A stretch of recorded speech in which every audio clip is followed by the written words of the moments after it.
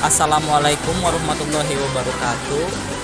Kami dari kelompok 5 ingin mempresentasikan tentang teori signal.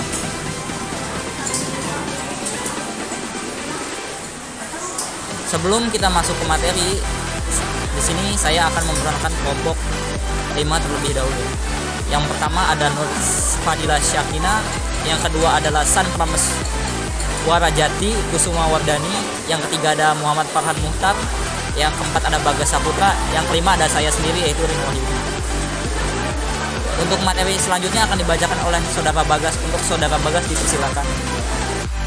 Terima kasih kepada moderator. Signaling teori. Teori sinyal menyatakan cara suatu perusahaan memberi sinyal pada konsumen dalam menganalisa laporan keuangan. Teori sinyal menunjukkan bagaimana perusahaan yang berkualitas, baik dengan sengaja, dapat memberikan sinyal pada investor, sehingga investor mampu membedakan perusahaan yang berkualitas baik dan berkualitas buruk. Menurut Nur 2018. Teori sinyal.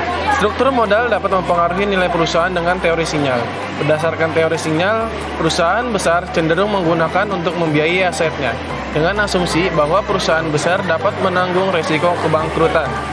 Menurut Mujijah et al. 2019, investor juga akan melakukan analisis laporan keuangan, melihat bagaimana pertumbuhan penjualan dari tahun ke tahun, dan akan memberikan sinyal kepada investor.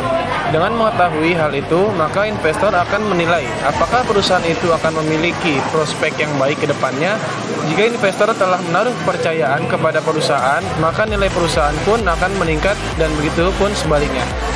Selanjutnya saya kembalikan kepada moderator. Ya, untuk Saudara Bagas terima kasih. Untuk materi selanjutnya akan dibacakan oleh saya sendiri. Teori sinyal. Teori sinyal menekankan kepada pentingnya informasi yang dikeluarkan oleh perusahaan bagi pihak luar perusahaan. Informasi adalah unsur penting terhadap investor dan pelaku bisnis, karena sebuah informasi menyajikan keterangan, catatan, dan gambaran baik yang digunakan untuk keadaan masa lalu, saat ini, dan maupun keadaan yang akan datang. Informasi yang lengkap, relevan, akurat, dan tepat waktu sangat diperlukan sebagai alat analisis untuk mengambil keputusan investasi yang akan meningkatkan nilai perusahaan. Dari Romadina dan Aditya tahun 2021. Masalah yang terdapat dalam teori signal berhubungan dengan nilai perusahaan. Apabila perusahaan gagal atau tidak dapat menyampaikan signal dengan baik mengenai nilai perusahaan, maka nilai perusahaan akan mengalami ketidaksesuaian terhadap kedudukannya. Dengan artian, nilai perusahaan dapat berada di atas atau di bawah nilai sebenarnya.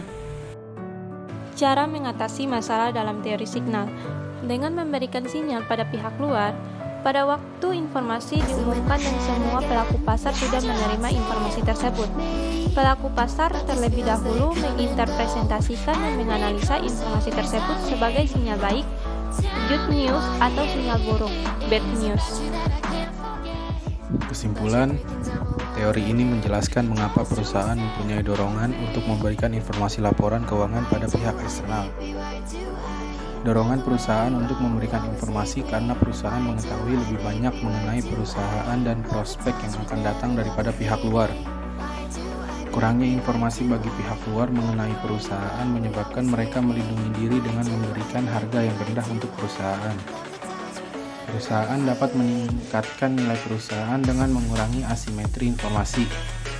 Salah satu cara untuk mengurangi asimetri informasi adalah dengan memberikan sinyal pada pihak luar. Salah satunya berupa informasi keuangan yang dapat dipercaya. Ya, mungkin itu saja yang bisa kami sampaikan dari teori signal.